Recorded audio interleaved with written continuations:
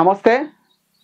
ప్రస్తుతం మన తెలంగాణ రాష్ట్రంలో వరి సాగు చేసేటువంటి రైతులు ముఖ్యంగా సన్న రకాలు సాగు చేస్తున్నారు. అక్కడక్కడ దొడ్డు రకాలు కూడా సాగు చేస్తున్నారు. నాటు వేసి 45 నుంచెల్లి కంకి బయటకొచ్చే స్థాయిలో ఉన్నది. ముఖ్యంగా ఈ యొక్క 4, 5 రోజుల నుంచెల్లి చూస్తే ఒక నైట్ వర్షం పడుతుంది. డేల దాదాపుగా 35 నుంచెల్లి 37 డిగ్రీల టెంపరేచరు ఎండ కొడుతుంది.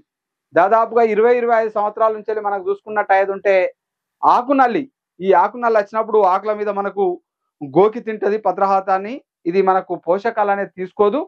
మనకు వెన్ను మీద కనుక చూసుకుంటే ఇక్కడ మనకు ఒక స్పాట్ అనేది కనబడుతుంది. ఇక్కడ చూసుకుంటే ఈ వెన్నులో ఉన్నటువంటి పోషకాలను తీసుకోక ఇక్కడ మనకు నల్లగా మారేటువంటి అవకాశం ఉంది. కాబట్టి ఈ యొక్క ఆకునల్లిని గమనించిన వెంటనే మార్కెట్లో దొరికేటువంటి స్పారో మిషన్ ఎకరానికి 200 ml, అంటే బ్రాండ్ చూసుకుంటే మనకు ఒబేరాన్ అని దొరుకుతుంది. ఈ ఒబేరాన్ అనేటువంటిది ఎకరానికి 200 ml. దానితో పాటుగా ప్రోపికోనాజల్ అనేటువంటి మనకు మందు అంటే టిల్టు ఇలాంటివి తీసుకొని ఎకరానికి 200 ml, అది 200 ml మనం మొక్క దడిచే విధంగా పిచికారి చేసుకుంటే చాలా సమర్థవంతంగా పనిచేసుకుంటుంది. ఒకవేళ అందుబాటులో కనుక లేకపోతే మనకు ఒమైట్ అని దొరుకుతుంది. ఇందులో ఉన్నటువంటి మూల పదార్థం చూసుకుంటే ప్రోపగైట్ అనేటువంటి మూల పదార్థం ఉంటుంది. ఎకరానికి 400 ml.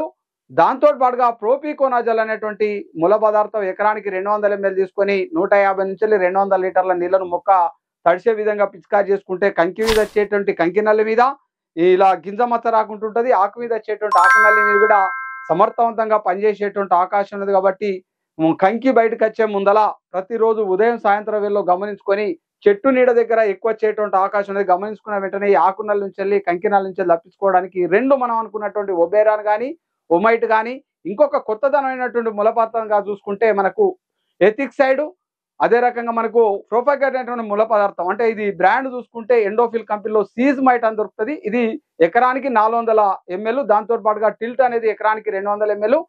ఇవి మూడిట్లో మీకు అందుబాటునటువంటి డీలర్ దగ్గర తీసుకొని మనం ఈ ఉదయం వేళలో సాయంత్రం వేళలో చెట్టు నీడ కానీ అక్కడక్కడ నత్రజని ఎక్కువ వేసినప్పుడు కనబడేటువంటి అవకాశం ఆకునల్లి కంకినల్లి. కాబట్టి ఈ రెండు సమస్యల్ని అధిగమించుకోకపోతే మిల్లర్ దగ్గర పోయినప్పుడు గింజ మచ్చ వచ్చిందని చెప్పేసి మనకు రేటు తగ్గియడంతో పాటుగా దిగుబడి తగ్గడంతో పాటుగా మార్కెట్లో బియ్యం మచ్చ వస్తుందని కొనేటువంటి పరిస్థితి లేదు. కాబట్టి తప్పనిసరిగా మీ పొలంలో గమనించుకొని మనం అనుకున్నటువంటి ఈ కంకినాల నుంచి ఆకునల్లి నుంచి ఉదయం సాయంత్రం వేళలో గమనించుకొని మీ సమర్థవంతంగా నివారణ చేసుకోవాలని రైతు సోదరులందరూ కూడా వినమ్రమైన నమస్కారం తెలియజేస్తున్నాను.